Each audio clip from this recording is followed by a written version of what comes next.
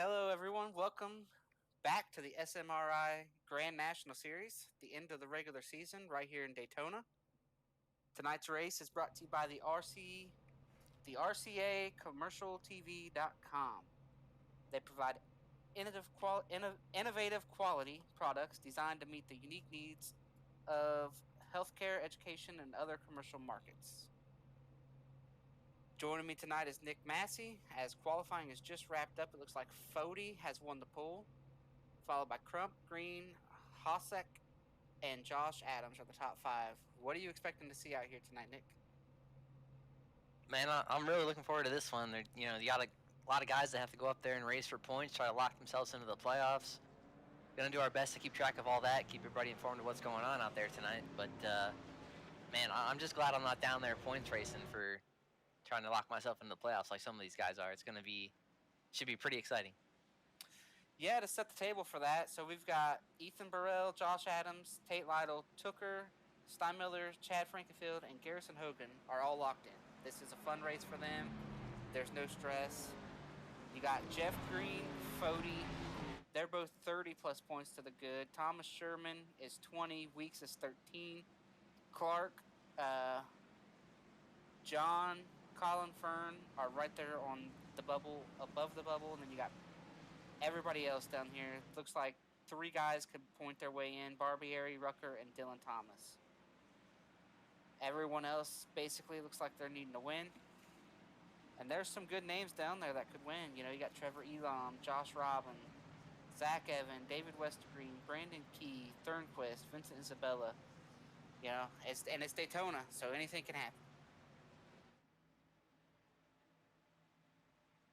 It's a cool 77 degrees out here tonight at Daytona International Speedway. Almost no humidity, which doesn't happen at all in Florida. That's kind of odd. But yeah, I mean, should be exciting. Looking forward to it. Got Fody and Crump leading us down here, coming off turn 4, coming to get the green. Yeah, and no rain either. You know, typically they go to Daytona, we have some rain, but and here in virtual Daytona, I don't see any clouds. Green is out. Looks like a solid jump there for Fody. Fody's definitely got the help here. So what are you expecting to see right here at the start, Nick? You think there's going to be a lot of guys trying to get single file, or are you going to see some double file? Well, I think we talked to Fody at the end of last week's race, and I think he said, he's pretty much locked in, so he's going to be going for it out there. And starting on the pole, I mean, got to try to stay up there. But if I'm one of these guys that's on the bubble, I don't know if I want to be up there right away, dicing it up. Oh, here we go. Josh Adams tried to move up in front of that top lane, couldn't quite do it, but what it did is it stalled out that top lane.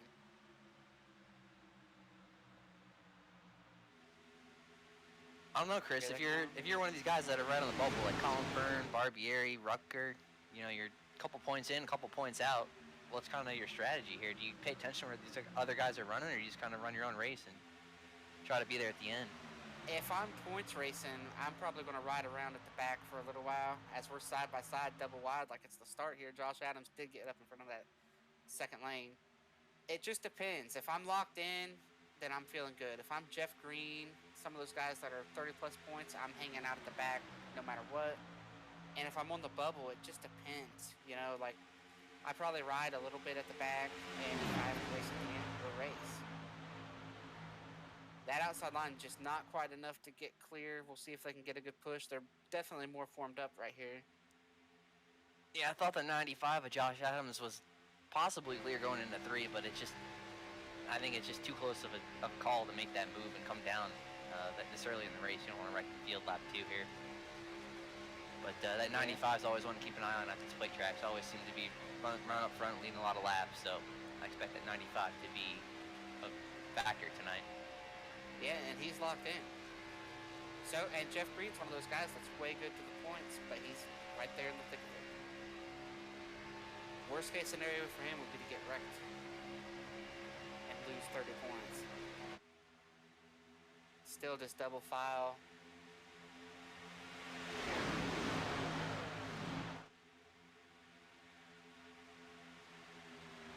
Lots of moving there off of 4.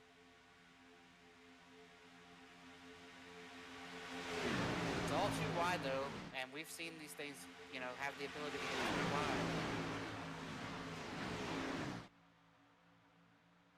It's been relatively tame so far. I mean, nobody's really forcing any issues right now, and kind of just taking their time. All it takes is one mistake, one little bit of net code, and everything is over. I'm nervous. I'm nervous for these guys watching it. And you see a 37 probably getting a little hot right there. Yeah, went up the track there and had to lift a little bit. He was trying to get that 95, get Josh Adams out front, and just couldn't do it, and maybe just overcooked the engine a little bit, had to back off, and that just killed the whole top line. You see the 90 of Scott Crump in third place, almost able to clear. Yeah, and this isn't good if you're Josh Adams either, because now, you know, 37's already hot. Ethan's already hot, and he's still your pusher. Like, it's, you know, you're not going to get back to where you were probably at this point. Oh, here we go. Crump's going to pull out, and he's going to say, all right, Josh, push on me some. And as Ethan dumps to the inside, so now lots of moving here. Lots of line moving right here. Yeah, the top line not really formed up right now with Ethan going to the bottom. It's just kind of the two-car tango up there, the 95 and the 90. I think they might have a chance to clear him, though. I would think that 38 of Jeff Green in the bottom. He's been trapped there behind Fody for a while. He might be getting a little hot. Just lots of space being given about 10th on back. Up at the front, they're pushing really hard. You know, you kind of gotta run pretty hard to run at the front.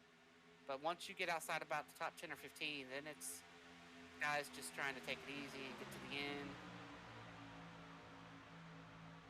But these guys right here at the front, right, as you see, Scott looked like maybe a little wiggle there going into 3. Looked like Josh might have pushed him a little bit out of whack, but they got away with it. Definitely pushing hard up at the top right now. Yeah, looks like might be able to get the 90 clear here. No, not quite. 40 kind of got a little surge there going into turn 1. Thought Crump was going to be able to clear him. Jeff Green comes up the track a little bit to the door of Josh. That's got to be him getting a little hot, trying to get a little bit of air.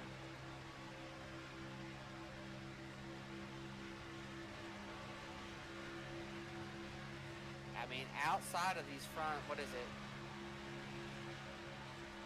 There's about 8 rows of double file, and then it's single file all the way back. Just guys just staying in line, just riding. See right there on the backstretch, 95. Fody's going to pull out here to try to take the lead. Scott got clear. Fody pulls out right away and says, nope, I want this back. You know, see if Josh hasn't, you know, I mean, he just pushed Crump pretty hard. See if he's able to give Fody a push. Yeah. He did. Gets Fody the lead, too. Fody right back. But now, look, Josh is the one still out there. Yeah, everybody's kind of hopping up in front of him, taking the lead. Scott's going to pull right back up. I don't know about that move from Scott, though. Yeah, Josh is pretty far back there.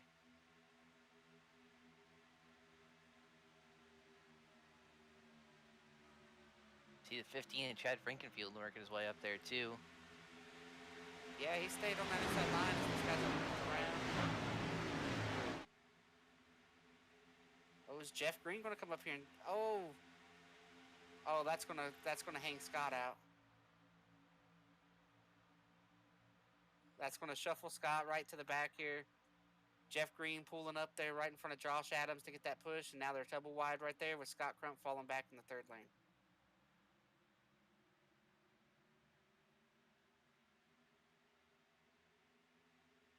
Yeah, I'm not sure if the 38 maybe pulled out a little late, and Scott had to kind of make an evasive maneuver, or if Scott just didn't want to push him. And look how hard Josh is pushing right here, and he's not going to get Jeff Green clear at all right there. And that's killer when you lay into somebody, give them a huge push, and you're not able to get them clear. That just overheats your motor, and you kind of got to back off and reset. But it is good to see the C2 Freight machine up here. That's one of the sponsors for us here. Running right up at the front, looking good for C2 Freight right now. Scott's kind of, in the 90 car, is kind of hanging there in the third lane up there, third car on the outside. I'm kind of surprised he's not falling back. Oh, he's going to get some help. Garrison Hogan's coming up here on the third lane as well. Yeah, kind of rolling the top. Guys are starting to move and shake everywhere. Jeff Green gets to the lead, and then he tries to throw a block on Fody. That's going to get him inside. That's going to get the lanes checked up. Here comes, like you said, Scott Crump on the very top of 3. No help, too. He's just doing it all himself. He's going to get down. Wow. Unreal. I don't know how he was able to make that work by himself with no help up there, but I think everybody out here is running on 550 horsepower. He's got 700. But man, you see all that 3 wide up there. If I'm one of these cars on the bubble, I don't want to see that. That makes me want to bail on that pack when they're getting 3 wide up there. I don't want to get involved in a wreck on lap 10.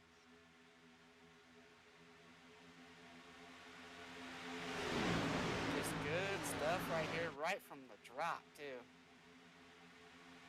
Still double file. This race has showed no signs of being tame or slowing down any right here. And through all of it, our top 4s kind of remain the same. It's Josh Adams, Tyler Fody, Scott Crump, Jeff Green. Pretty much stayed top 4 so far for first 11 laps of the race. Seeing what Scott Crump did on the top, do you think this outside lane should pull to the wall and see if they could run better, a little faster up there with help?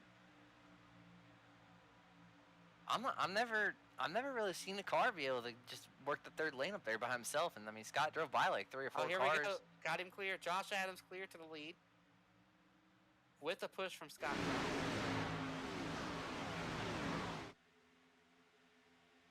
Is Fody going to pull out right here?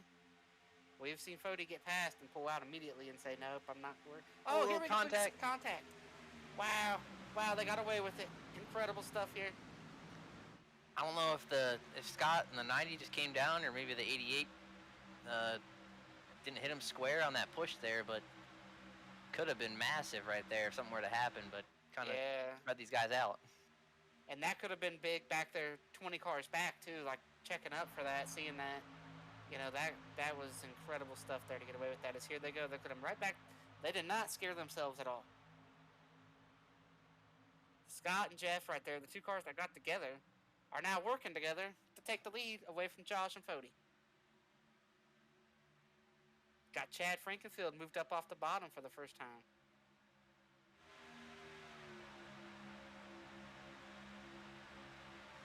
They're going to be able to do it. Not here, not done in the 3.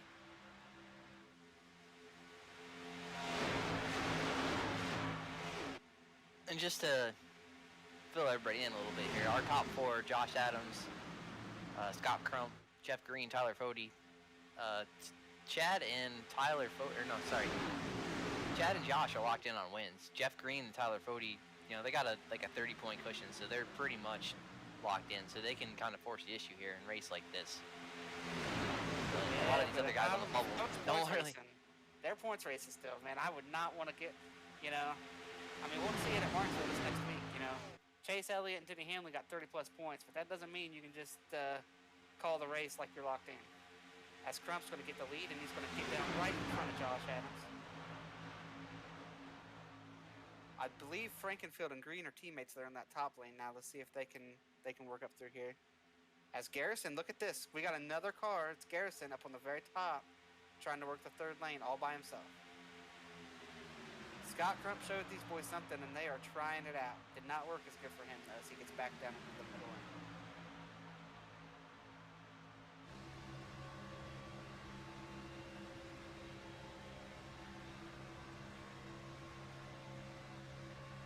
Still side-by-side second on back. Crump is in the lead.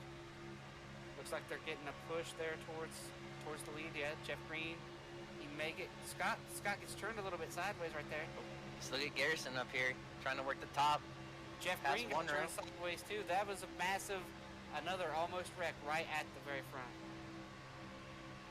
Yeah, and Garrison, like you said, back up on the very top again. He's going to get help from Tooker. Here we go. This is going to be 3 wide right here.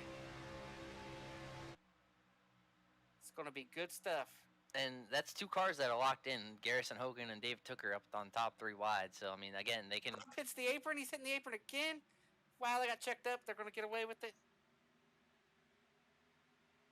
Yeah, that third lane. I don't know. They're kind of making slow. Oh, little contact. It's not Westergreen there. Westergreen and Hogan. Yeah, again, that could have been disastrous too with Westergreen in the middle. Oh, did you see Chad just turn across the nose of Jeff Green? Wow. Wow. How many laps are left in this race? We got 5 to go? I mean, wow, this is incredible. Look at Jeff. Jeff's going to go right back to the top. Man, they don't look like teammates right now. Somebody must have told him rain's coming or something because they're racing like it right now. Intensity for whatever reason. He's going to turn right across the nose of Chad.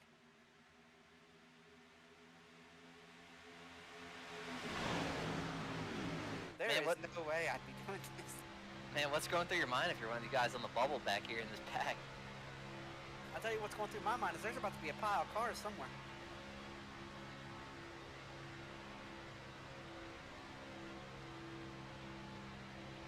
They tried to get 3 wide. This is Daytona, not Talladega. There's room for 3 wide, but it's 3 wide tight. Like, here we go. Here we go again. Going to try this 3 wide again.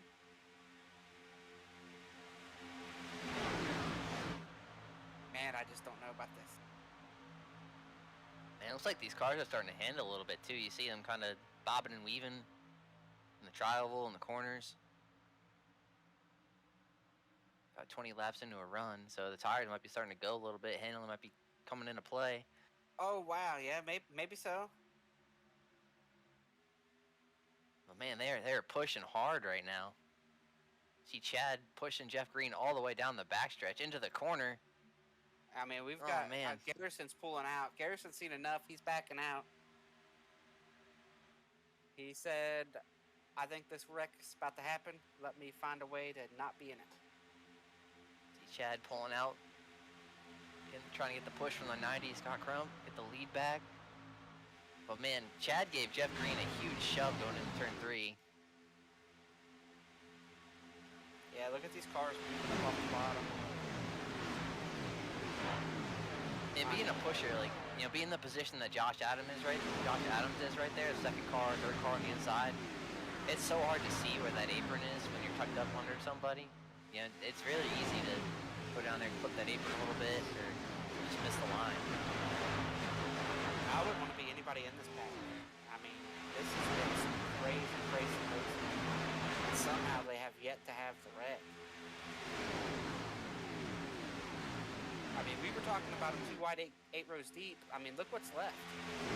It's maybe 10 cars racing at the front. Like everybody else has got. Oh, here we go.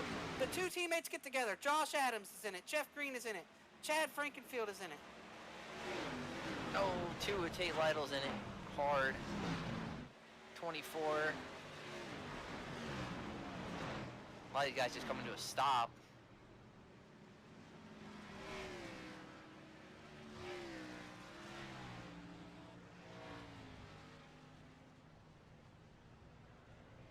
Trevor Elam destroyed right there. They just got together. Those 2 cars came together. One was moving down. One was moving up. 95 blown up. 29 destroyed right there. We'll have to take a look at if any of our playoff bubble drivers are in this. Well, Jeff Green, I mean, 30 points is a lot, but...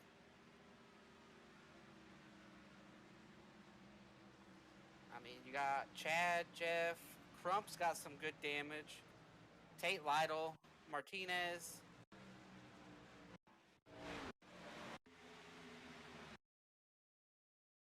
The 44 is going to get a piece of this. The 24, Josh Clark's going to get a piece. The 63, I think, got a piece.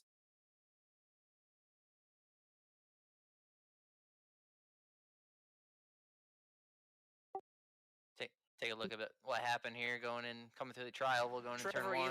Trevor Elam, I think, the 29. That's a bubble guy. He's destroyed. Man, yeah. You just see Jeff Green come up, you know, half a lane and make a little contact with the 15, and that's all it took. And then a lot of these guys just kind of pile in, check up.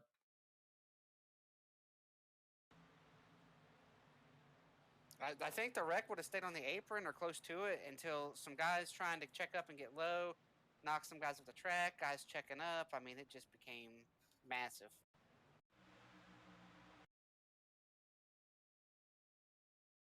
You see just Jeff Green come up half a lane off the apron. Chad maybe coming down to side draft a little bit, and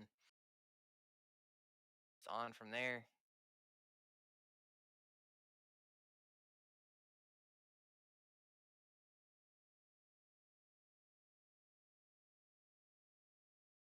Man, you just hate to see that in these races, but I mean, they have been racing so hard, so crazy.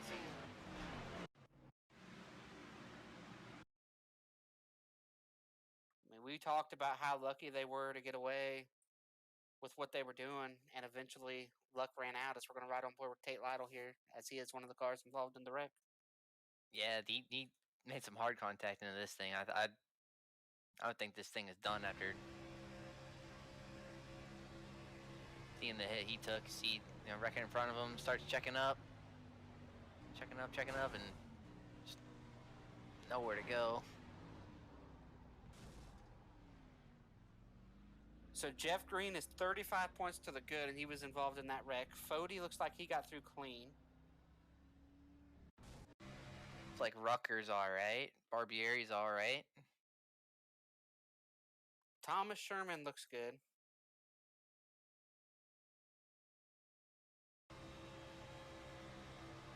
We ride on board with Garrison Hogan coming through this thing. See what he sees. Matthew Weeks is clean.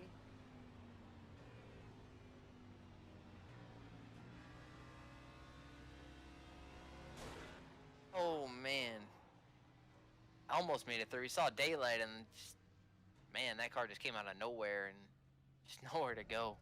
All right, Josh Clark is 12 points to the good. He is pretty beat up here on pit road. Oh yeah, this is on board with Josh Clark right here. See what's going on with him. As Chris said, 12 points to the good, so this could be big. He just gets on the apron. Looks like he's good. Oh, just Josh Adams on 95. Another car, Colin Fern, 1 point above the cutoff line, and he's got some pretty good damage too.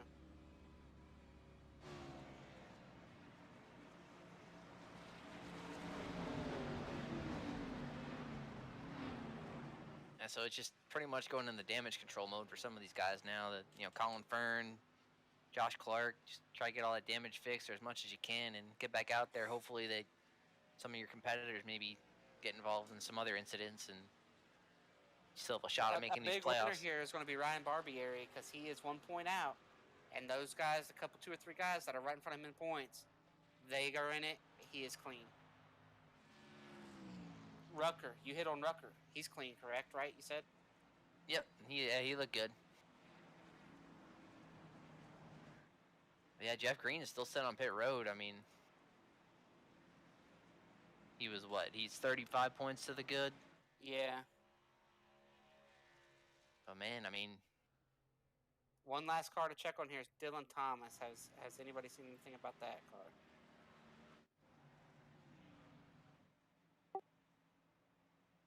Looks like he's running Q3. Yeah, looks good. 03. Everybody else is in a must-win. Trevor Elam he's destroyed. That car's not going to win.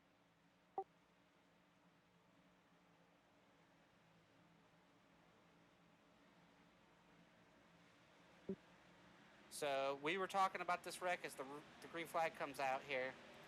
Everyone pitted with the exception of the leader. They still have to make a fuel stop before the end of this race. So this thing's far from over, but that was big hitting the points for a lot of guys.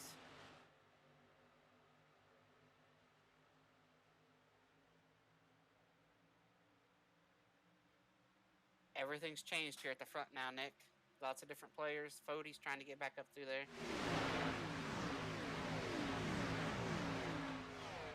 Oh, we didn't catch it on camera, but Josh Adams, his car looked all right, and then he went down there to the infield and just Dukes of Hazzard a ramp down there, visible ramp.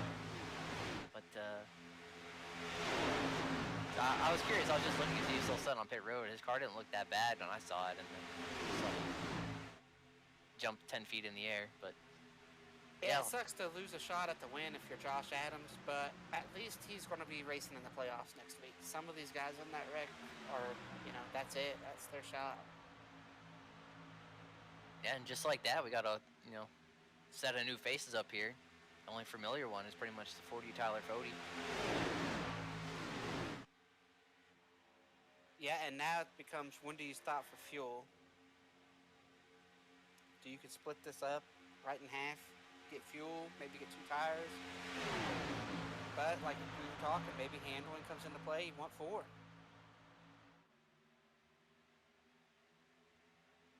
Yeah, the big thing is that, you know, if it goes green, you got to have some friends to coordinate with and come down with you, or else, you know, you don't have enough cars, you're going to be sitting ducks out there. Yeah, and right now if you're Fody, yeah, you're running up here still. But it's a whole different group of guys. You had learned what these other guys were doing. You know, you knew what Josh Adams was doing, and Chad and Jeff, and how they were racing, what kind of moves they expect. Now it's a whole different set of guys, you know. He's kind of got to learn how to race with these guys like he hasn't been up at the front, you know, and they've got to learn how to run at the front. As we see Vincent there coming off pit road, he's just trying to hope that enough happens where he can maybe still point his way in.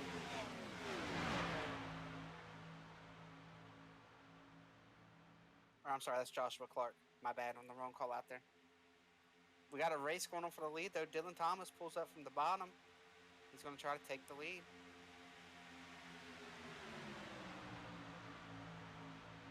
He's going to easily take that lead. He's going to stay on the outside, though. Did not want to leave Fody out there. Yeah, I think the 18 of Personette just got to the bottom really quick and didn't give Dylan a chance to get down there. We got the 42 backing out of this line. I'm not really sure why. Why would you stay out there, put yourself at a deficit to everybody else, and then drop out of line? You stayed out for the track position. Not sure what the logic is there for that 42 car.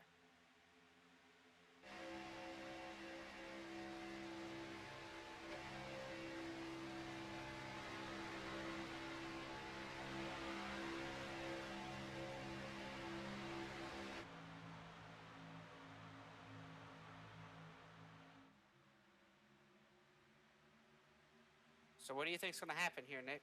I thought the race might tame down a little bit, but they're still pushing pretty hard.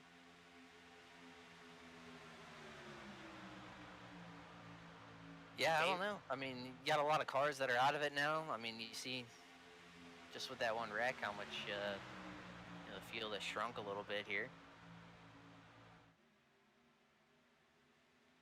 Yeah, it looks like we're about ready to have a car that's in a must-win there. The 12 of David Westergreen trying to take the lead.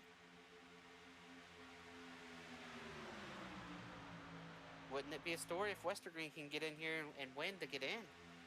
That changes, and if somebody wins and gets in, that changes everything on the cut line. Yeah, and that could be for a guy like, you know, Jeff Green back there running, you know, sitting in 30th place. I mean, if you get one of these guys that's out that wins, I mean, that might knock him out, you know? Yeah, and Colin Ferns out here, he was 1 point to the good. He's going to need help at this point. Like, Colin's going to need a lot of help. Westergreen gets the lead, drops to the bottom.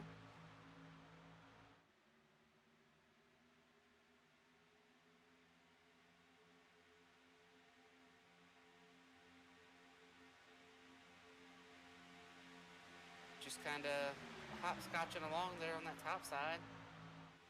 Dylan Thomas seemed like he wanted to move up, but didn't.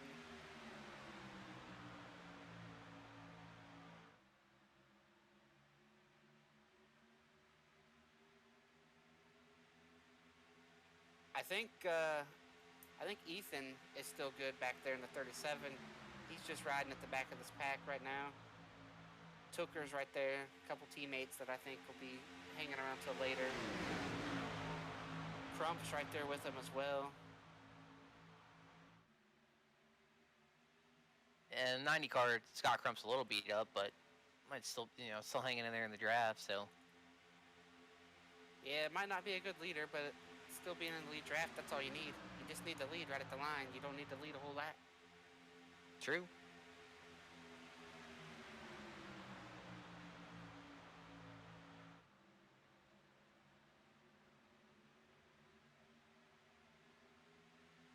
But yeah, you got a lot of, like we were talking about earlier, I mean, you got a lot of guys up here that started mid-pack or way in the back. I mean, Westergreen in 12, started 12th. Dylan Thomas in the 3 started 21st. And then fourth place car on the outside, the red car, Harrison Italian, 51, started 31st. So I mean, you got a lot of guys up there that started way back there.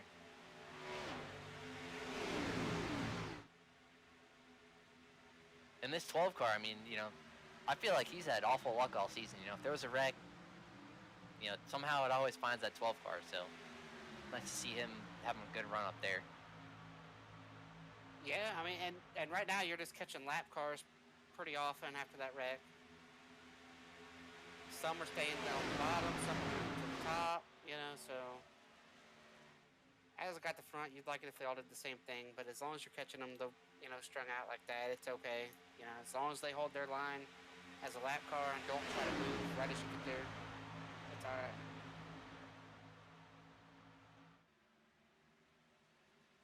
12's kind of been able to hold the lead for a little while.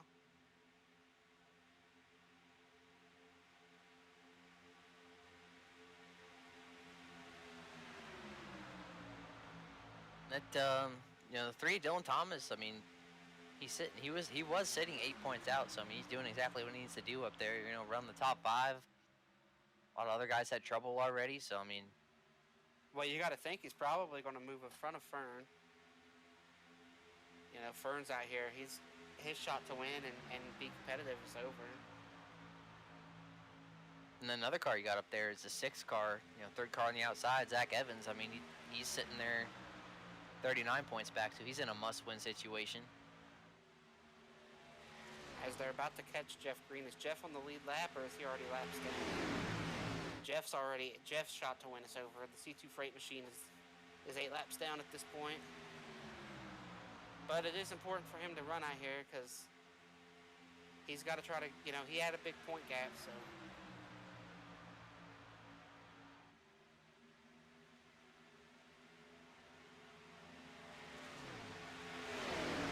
Try to cover those points as best you can.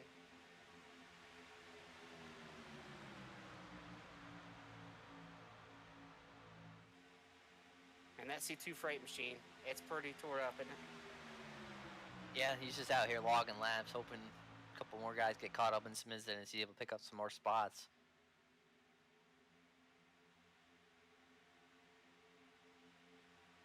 I believe I'm hearing there is a stage points available right here too.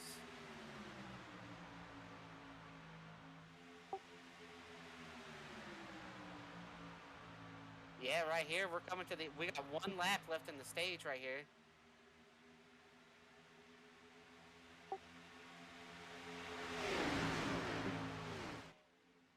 How much are you willing to put it on the line for the stage point, Nick? Man, I mean, these top 2, I mean, they're pretty much at the mercy of who's pushing them.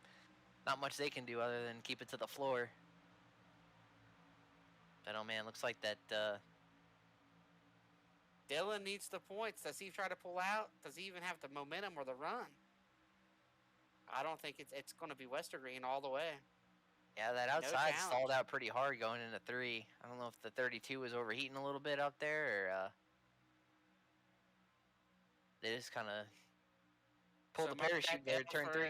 It didn't matter because Westergreen's got to win. So I was thinking maybe Dylan would pull out since he's trying to points race at that cutoff. That could have went a long way for him. Yeah, I think even with the playoff point there for the halfway, I think they still remain in a must-win.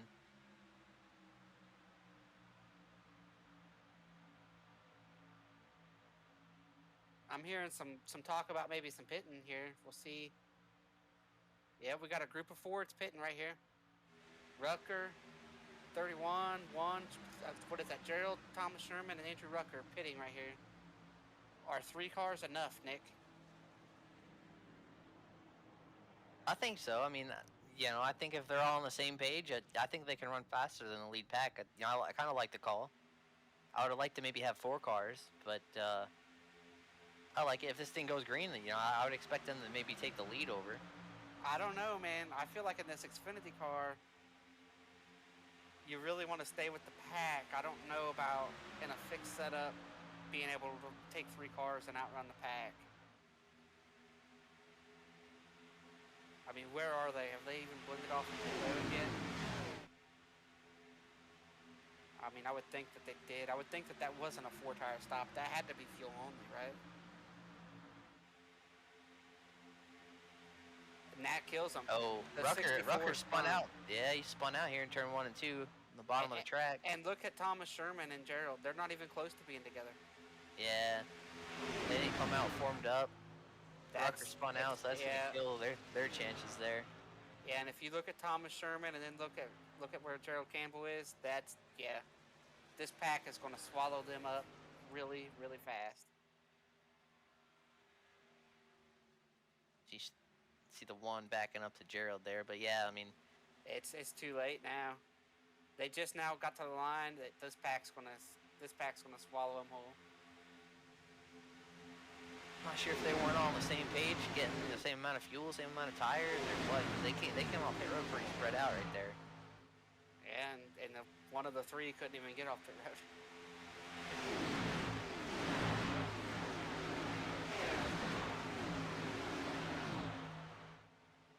That's about as terrible as it can go for a green flag stop. See, I was about to ask, does that make anybody else? Does that force their hand to come down? But knowing how bad that just went for them, everybody else is fine. They're like, hey, we're not losing time to anybody.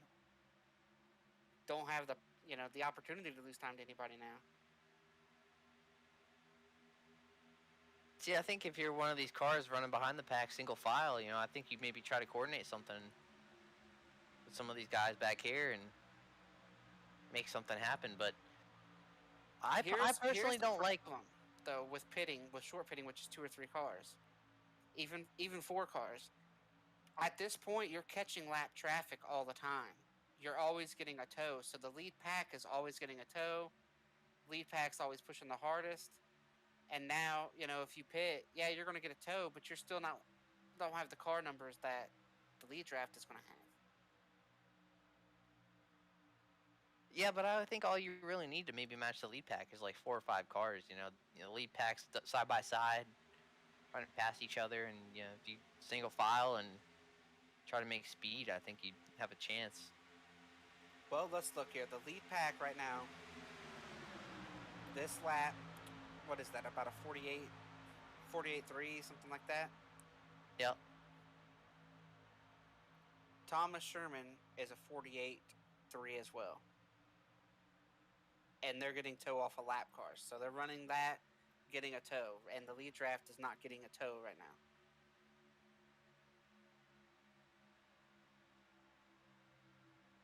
And I don't know about you, but I've never personally been a big fan of pitting with a big group of cars. To me, it's tougher to get on pit road with a big group of cars. You try to give each other room, and maybe you don't get in there as hard as you could if you have like maybe 3 or 4 cars pitting. So you might lose a little time. I agree. I don't want to pit with a big group of cars. I want to pit the next lap after the big group of cars.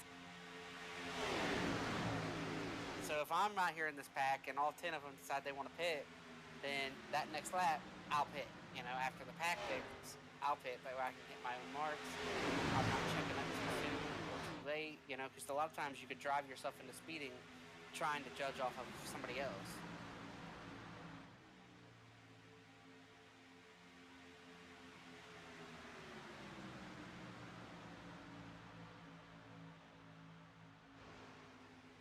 So we're side by side for the lead right now with Fody and Westergreen, working through lap traffic.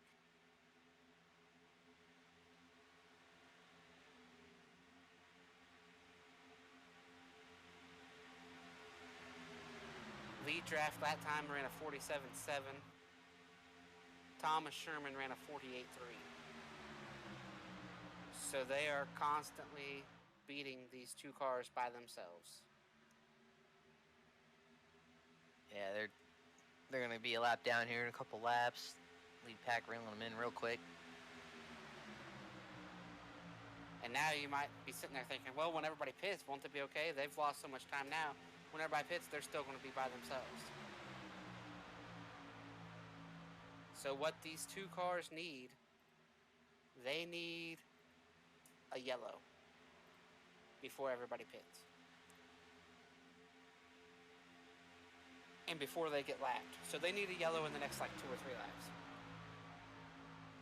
because in 2 or 3 laps the pack is going to get to them. What will be interesting is these two cars are not hurt, and they'll be running together in a line. That could be what triggers the wreck.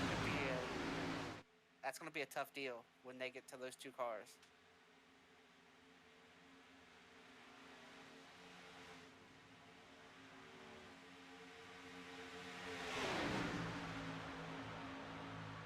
And one thing I noticed here, moving up into the picture on the high side, you got the 3 team cars, the 19, the 11, the 37, all back there on the top side, maybe trying to work their way up into the picture here before pit stops. It's a little dicey there passing Fern.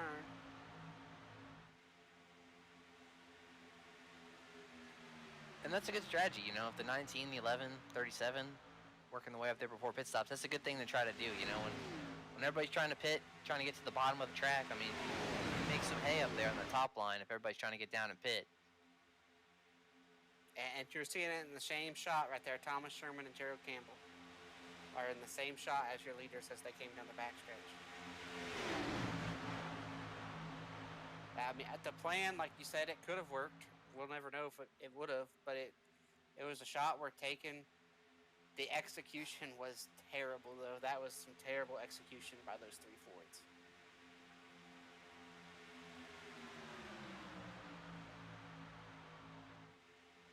As we're still in this lead draft, we've been talking through all the pit cycles and what they need. This lead draft is still double wide, Fody and Westergreen.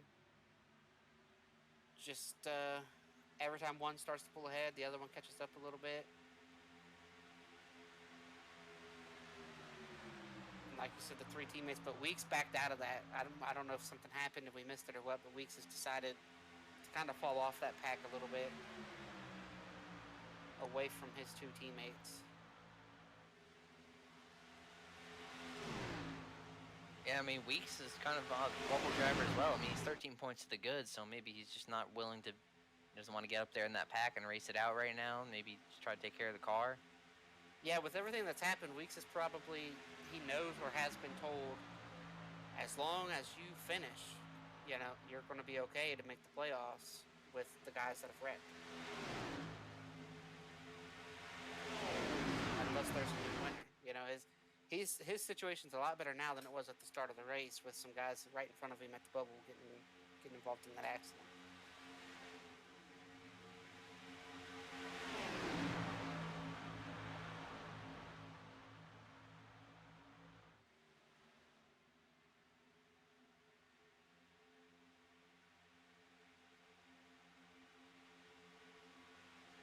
Fody's still trying to pull that top lane, even though they've backed up about another car length or 2 since the last. Oh, Westergreen gets turned a little bit by Thomas. Great job holding on to the race car for all those guys. We've seen Dylan Thomas be blinking a little bit. I wonder if that kind of is what kind of triggered that. A blank and you know. Wow, I don't even think 03 made any contact with the 12. I think the 12 just caught the apron a little bit coming through the trial and got a little loose, and 03 had to miss it, get out of line. Yeah, and now we're sitting here 3 wide. Look at this on the inside lane. 32. Wow. Out of shape. Dylan blinks again right there. Getting a little crazy. A lot crazy. Not a little, a lot. And Fody's going to have a huge run on the loop here. I mean, 03's getting a good push. Pretty much a two-car breakaway. So. And they're about to catch 3 cars that are not hurt, that they're just pitting.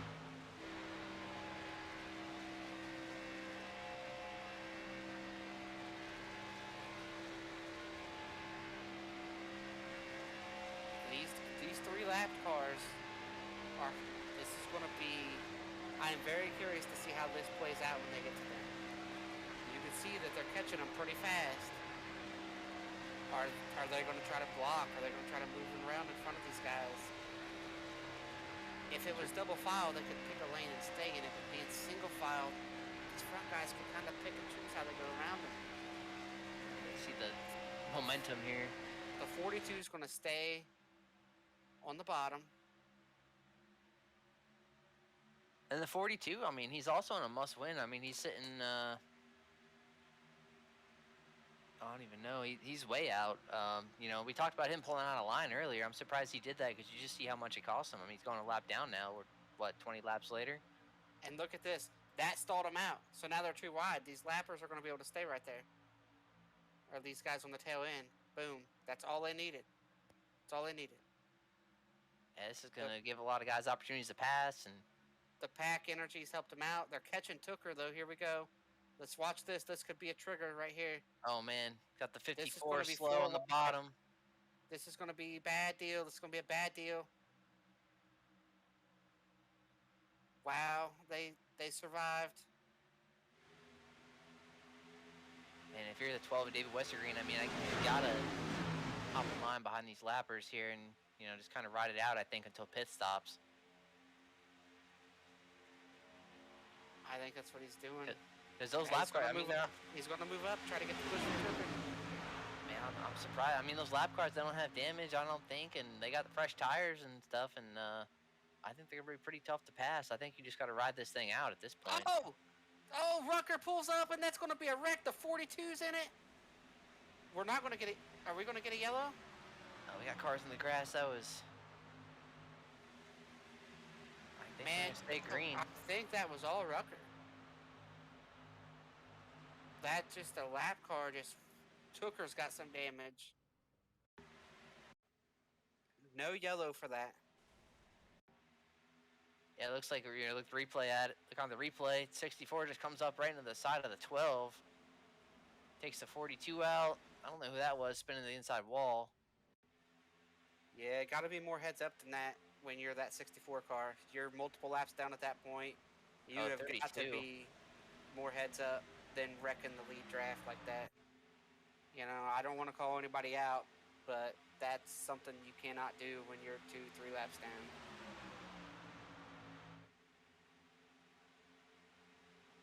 I mentioned it earlier. I mean, no matter where that 12's running, just something about that 12 car this season just always seems to, run into trouble. Through no fault of his own right there.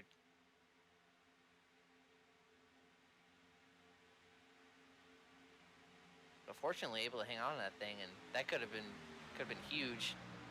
Only a couple cars got involved right there, but see that broke the field up pretty good though. I mean, a lot of these cars behind him checked up, hoping for a yellow and didn't get it, and they might be hung out to dry. 90 is Scott Crump, you see him at the end of that picture right there.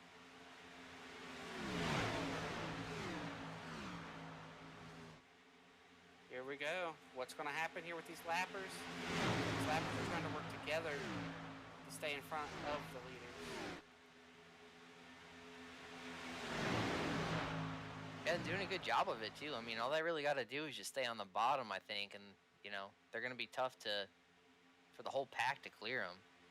But them being in this pack is not good for them. Their shot to win's over if it stays green.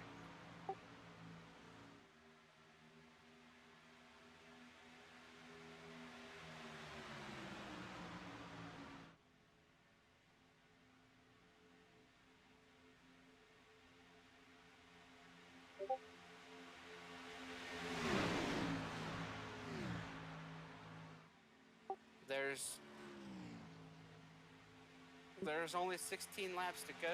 I'm not sure if anybody can make it on fuel here, Nick. I mean, is somebody sitting there thinking that?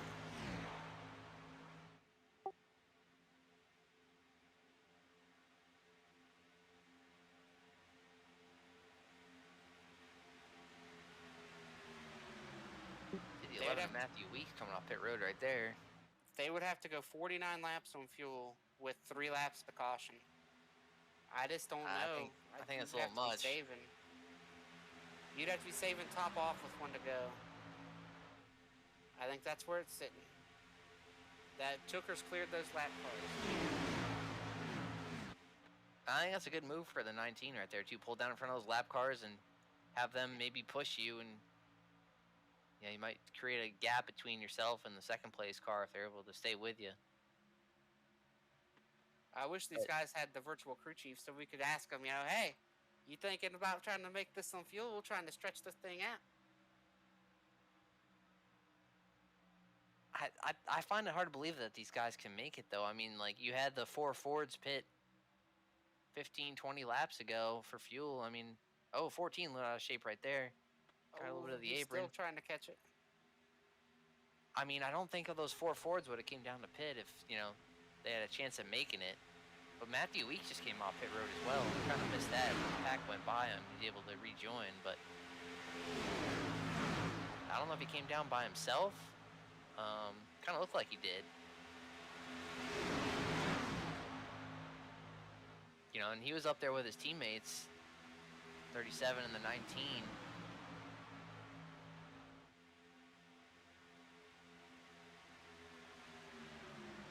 Yeah, I'm really curious to see how this works out. Have they been saving? Has somebody been saving? We've seen the 37 be sitting back here. And here we go. The lappers are going to try to pull out and get one of their spots back here. That's not a move for the lead by Thomas Sherman. That's a move to get back on the lead. Fody's going to clear him as well. Fody's probably going to move down here. Run on the 19, take the lead. Yeah, Fody drops down, and now Sherman's going to lose his lap.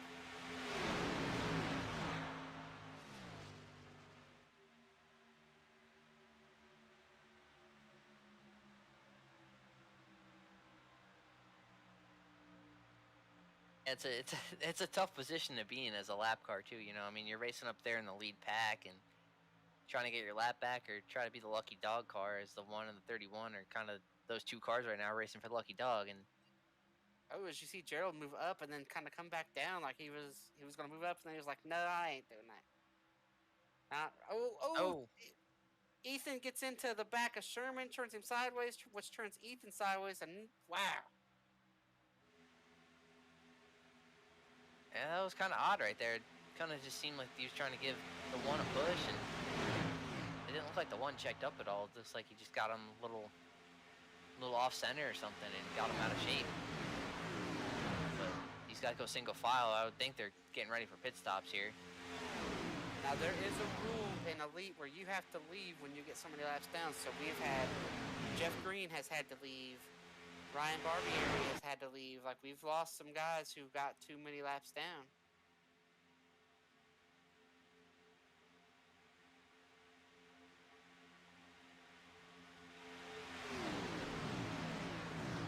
And one thing that we do need to talk about here, look at this. Look at this pack of cars, Nick. What do you see? See them all single file on the bottom, possibly getting ready for pit stops here.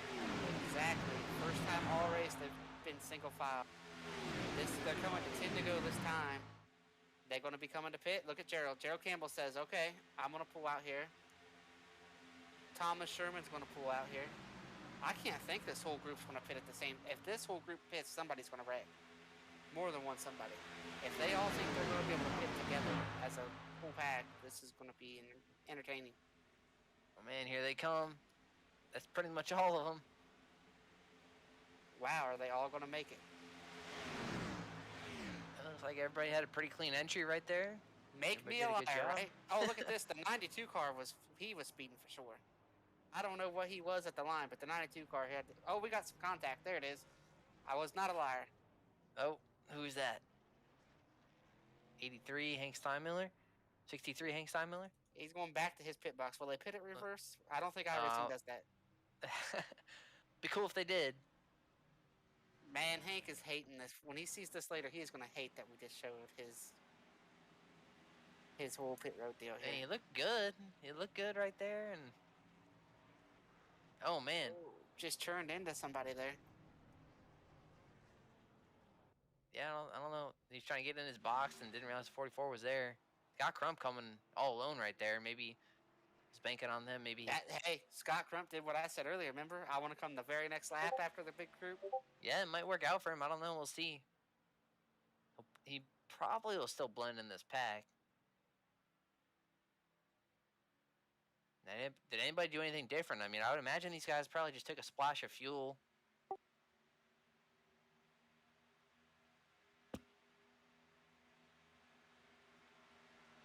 It's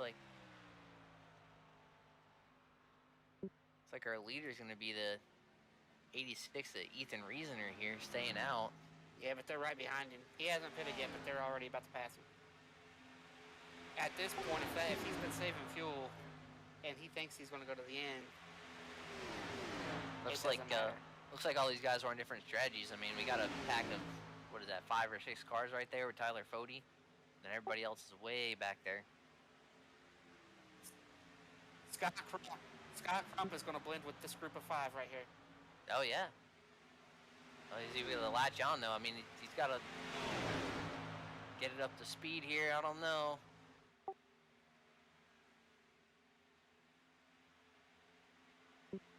Man, I don't know if Scott's be able to hang on to him. He needs a rope. Somebody throw him a rope. I don't think so. I think he might be too far.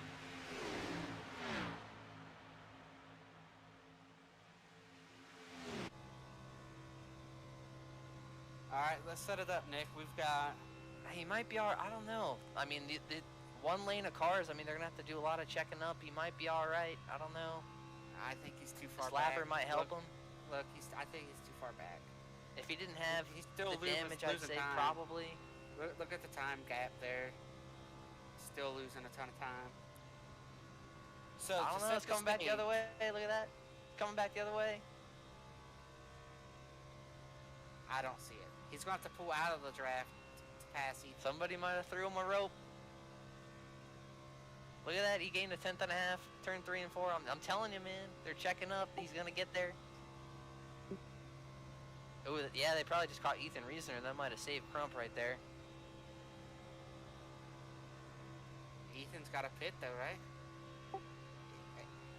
I mean, he needs Ethan for another lap. What he needs. He needs Ethan to stay out another lap to push on him for a lap. If Ethan pits here, he's not going to get to that front group. He needs to be able to push Ethan for a lap.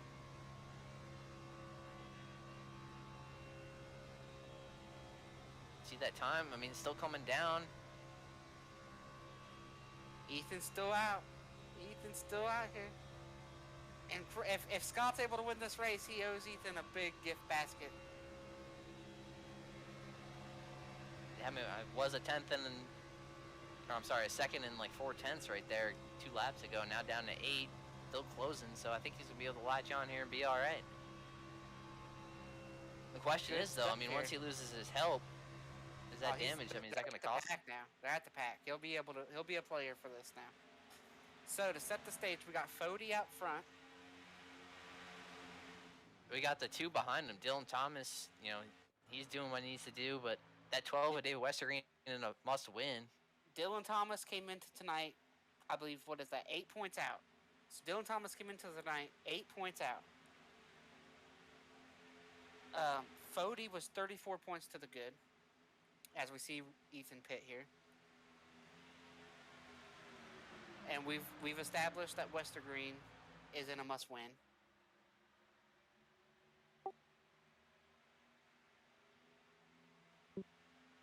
I believe the top 3 guys are all teammates.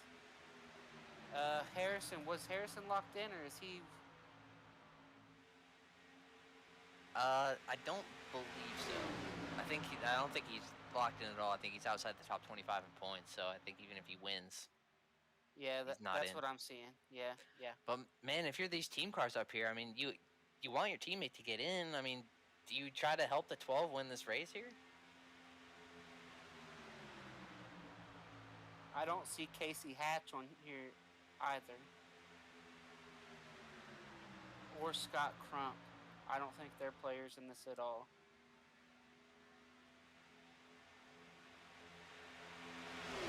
So if Westergreen wins, he's in.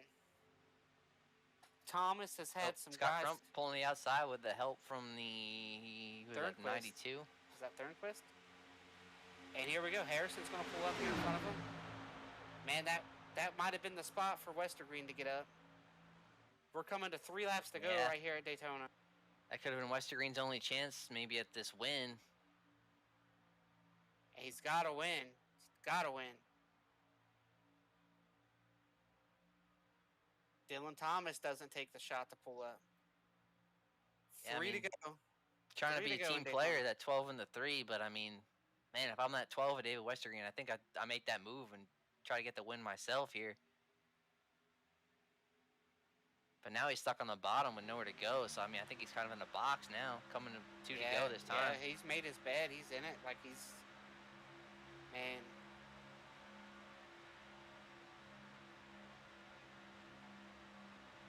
Here we go.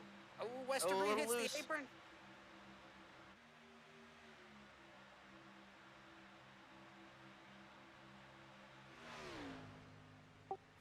Two to go.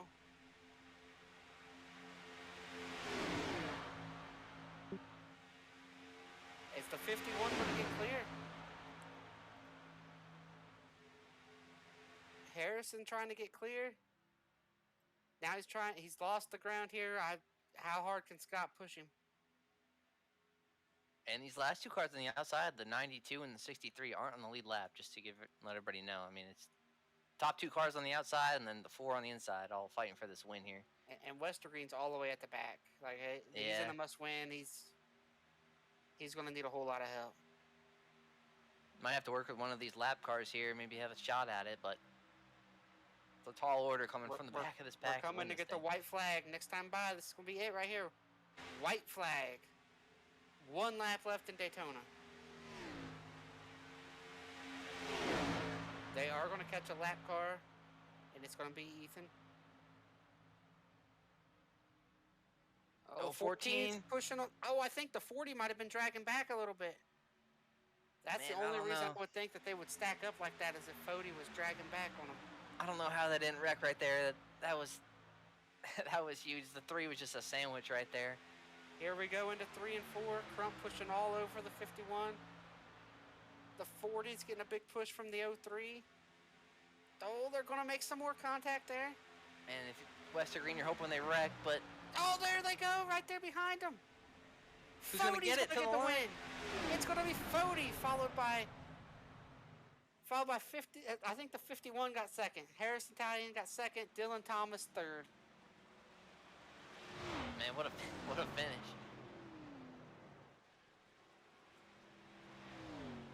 Tyler Fody gets the win here in Daytona. It's actually his first win of the season, surprisingly, too. I mean, I feel like we talk to him almost every week. Yeah, and he was in a good spot in points, but he wasn't locked in, so he went ahead and put the icing on the cake there. Oh, man, I mean... If you're the 12 of David Westergreen, are you regretting not going to the top there with 3 to go and maybe having a shot at this thing? I mean, you got to be thinking about it. Yeah, I would have pulled to the top, knowing you're in a must-win. There's no way I would have let the outside line pass me and get stuck up there, you know? There's no way I would have got trapped on the bottom. If you look at the replay of the finish here, you see the 90 Scott Crump pushing the 51, the 3 trying to push his teammate, the 40.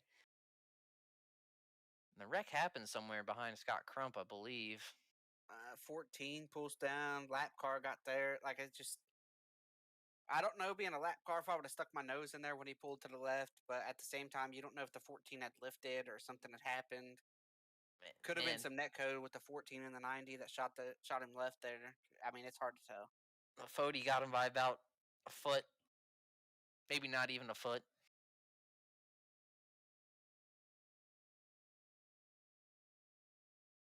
You look at the slow-mo coming to the line. Just, yeah, maybe like a 2 feet. Looks like old tandem style racing, you know? Yeah. The way that green flag run played out. It's like the old draft package there. 40 Tyler Fody in his first win on the season as we go into the playoffs next week. Getting it at Daytona. I'm not sure if we are going to be able to get you the official word on playoffs before we go off the air tonight. If we can, we'll give that to you, but I don't know if that'll happen before we go off the air. As you can see, Fody and Harrison, Dylan Thomas, Scott Crump, David Westergreen are the top 5. Casey Hatch finished 6th. And that was all that was left in our lead pack at the end, as you can see right here. Ethan and Tooker ended up 9th and 10th. Personette, Sherman came in here, needing points. He ended up 12th. Weeks came in on the bubble, 14th. Like I said, I can't tell you. I can't make heads or tails of the point situation. All we know is that Fody locked in with everyone else who was locked in. Can't even make heads or tails of the Jeff Green deal. I think Jeff Green's going to be safe since there wasn't a new winner, and his point gap. I don't think he gave up the points, but I'm not sure. Especially with Barbieri and Rucker having issues. I think the question is going to be, did Dylan Thomas get in? Did he jump from three below the cut? Did he get in over Fern? I think that might be the question.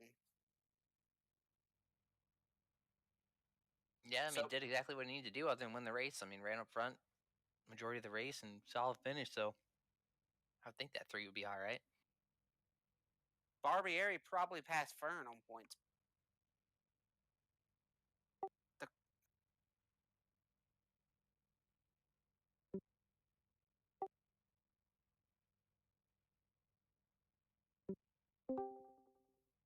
we're joined now by our third place finisher, but only about a half a car length off the win. Harrison, how'd your night go? What are you looking for here? I don't see you in the playoff talk here, so what are you looking for here in the playoffs? Just to win the races and not let the playoff guys get any wins? Yeah, I just want to win, man. I was really close right there. It was a great race. Only that one caution, I think. And then it just ran green in the end. That was a ton of fun, honestly.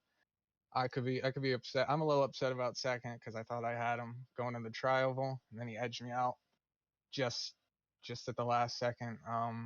But it was fun. It was a lot of fun, honestly. It was just um really good time. Really good time racing up front the entire night and keeping it clean as well. And having a fantastic finish like we did. And not really having, not or knowing you didn't have a shot at making the playoffs tonight. What was kind of your strategy? Just go out there and try to win the thing, and don't care if you bring home the checkered flag, the steering wheel. Yeah, I thought the race was going to be a little bit more than 70 laps, but when I found out it was 70, I'm like, I might as well just. That doesn't sound that long, and it wasn't. It only took about just over an hour. So I just thought, I just got to be aggressive, get to the front as fast as I possibly can, but don't be stupid about any moves. Make sure you keep the car in one piece. Always make sure you have a clean nose, so you could be there at the end in position to have a shot at the win. Yeah, it was fun to watch. Like you said, these races tend to go by when you only have the one caution. Anybody you want to thank or shout out here after your strong performance tonight? Yeah, I want to thank the team, Fueled Up Racing, um, all the guys over there tonight. We had Trey, Casey, Dan, and Trevor. A couple more of us got a top 10. So I want to thank the guys over there, colleagues over at Pro Edge, you guys for always doing these broadcasts, the league, Chad, all of our premier sponsors, um, everybody. Shout out to everybody, friends and family as well. A good finish. Everybody gets a shout out. We love to see it. All right, Harrison, thanks for joining us this week. Good luck moving forward. Maybe we'll get to talk to you again next week. All righty, thank you guys.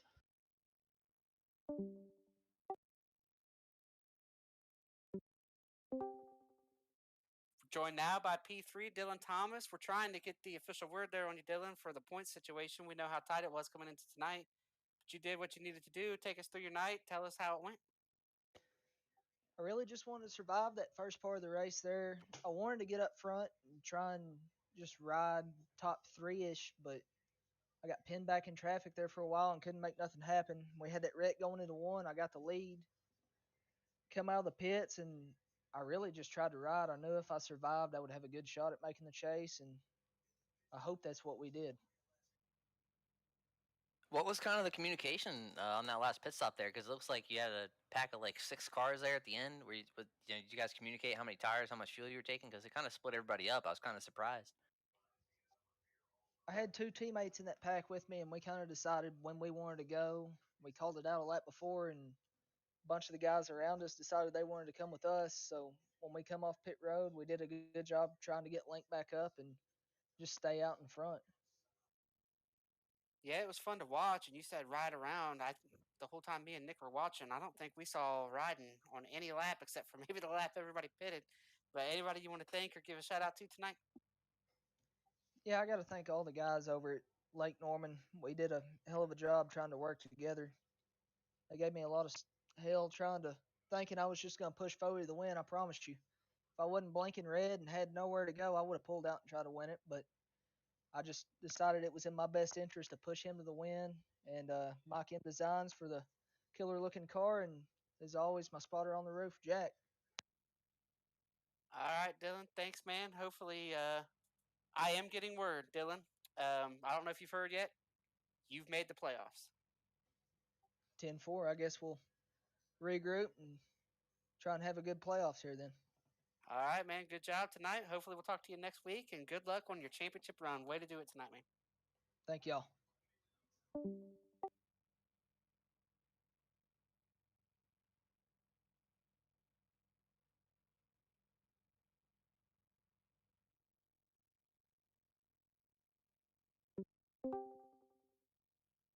All right, we're joined now by the winner, Tyler Fody, coming back talking to us again. Nick was talking about how you're back here, even though you haven't won. You've been up in the top 3 a lot.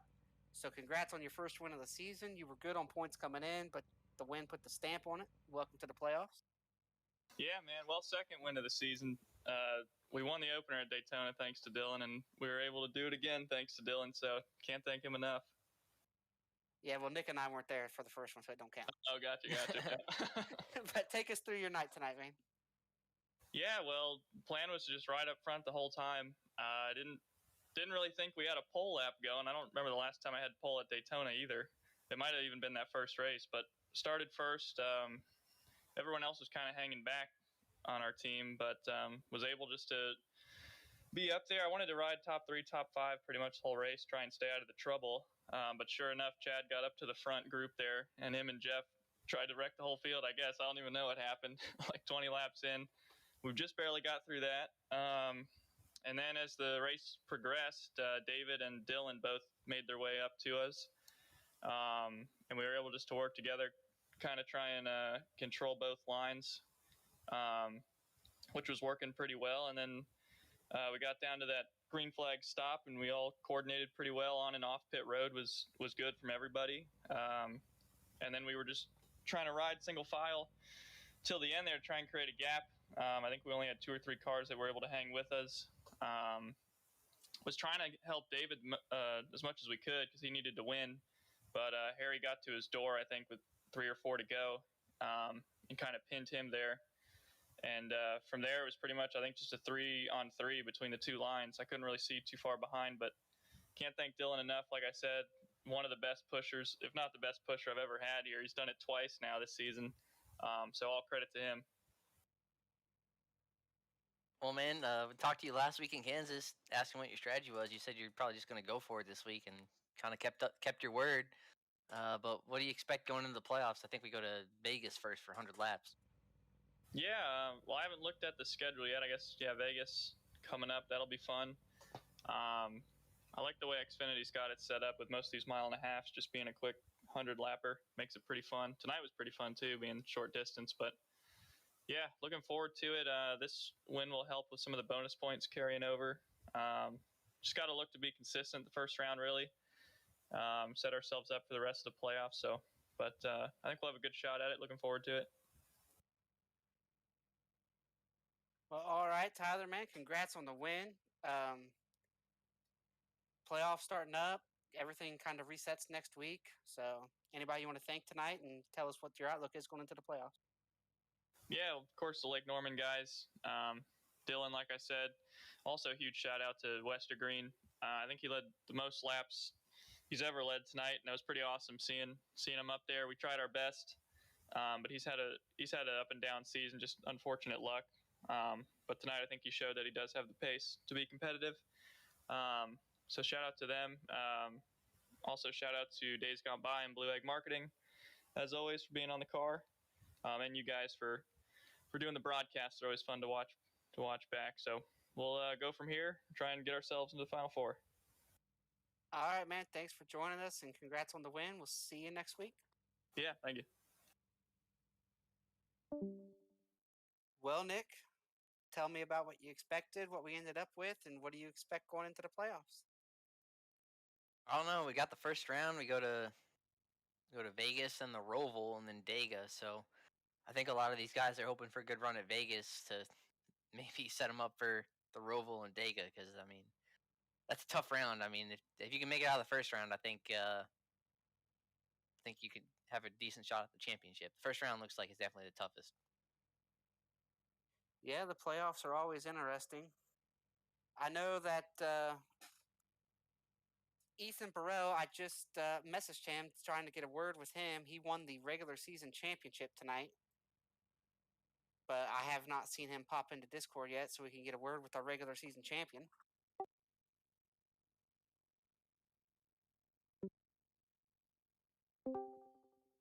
All right, here he is. We get a fourth interview tonight at the end of the regular season. It looks like, from what I'm seeing, you are the regular season champion, Ethan. So tell us about your season and what you expect going into the playoffs. Hey, how about it? Yeah, that's an awesome feat. It was a really good season. Multiple wins. Was plenty competitive most every week, and talked to you guys a lot, so that's a sign I was running good. But yeah, man, it's been a good ride. Always fun racing with the guys at Pro Edge Racing, and bringing in Garrison Hogan this season. Dude's got tons of talent, so kind of picking up things from him, and just keep digging, man. Keep fighting hard at it. And tonight I got a little bit of weird damage on the nose, so I wasn't quite up to speed there the last 20 laps or so, but it was still a fun one out there. And I know you got all the bonus points from all the wins and stuff going in this first round, but I think the first round looks like it's the toughest. I mean, how you feeling about it? You got Vegas, and then you got the Roval, and then you got Dega. Oh boy, gonna have to capitalize at Vegas, I think. I usually have okay speed at the Roval, but I always end up making driver errors and losing time that way. So I know some of those guys are really stout at the road course, and I can kind of keep up a little bit, but I just have to make sure I'm locked in and not making errors. And Dega, oh boy, hope and pray that I am not in a tight point situation coming into that one, because that would not be a good time. Yeah, it didn't look like a good time for some of these guys out here tonight. I know there's a lot of moving at the chase cutoff line with Dylan Thomas ended up getting in. Fody obviously wasn't locked in coming to tonight, so don't want to go into Talladega there needing some points. And with the road course right before it, it is definitely going to be interesting to watch. Anybody you want to thank for the season? Yeah, just all the guys at Pro Edge Racing, man. You guys for putting on these broadcasts for us. Chad and all the admins for putting this thing on, and SMRI, Jordan Owens for backing the series for us, and just all the sponsors, the Elite Racing League, and my grandma's always tuning into these things. So we're gonna head into the playoffs full steam, and see if we can't keep up this momentum we've had all season. All right, Ethan, I know it was a late call, but thanks for joining us tonight, and congrats on your regular season championship and moving forward in the playoffs. Absolutely, thank you. All right, I think that squares away all the driver interviews. Now it's time to set up the playoffs, everything that's going to happen with the reset. You got a championship pick right here after tonight, Nick? Man, I think it's hard to bet against the regular season champ, Ethan Burrell. I mean, 3 wins, and kind of just cruising to the playoffs. Didn't have to worry about anything. So I think it's hard to bet against him with the season he's having. Yeah, I agree. But if you're going to take Ethan, I think I'll take Tate Lytle. I think he gets a lot of bad luck, and he still made it and was well in tonight, coming into tonight with a win. Got some road courses in there. So we'll see what happens moving forward. As man, we turn around and have Dega in less than 3 races. I would hate that if I'm in the seat. Yeah, I'm glad I'm not driving for this first round, man. I mean, tough first round. I mean, Vegas is all right, but then you go Roval and Dega back to back. I mean, anything can happen at those 2 tracks, and you got a couple of road course ringers out here, so just kind of hoping for a solid day at that point.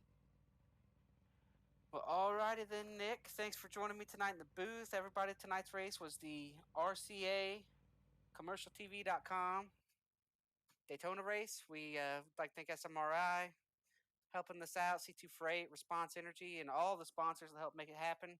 Shout out to our producer tonight, Ryan Gavel, being on the ball there when I called for the Burrell interview.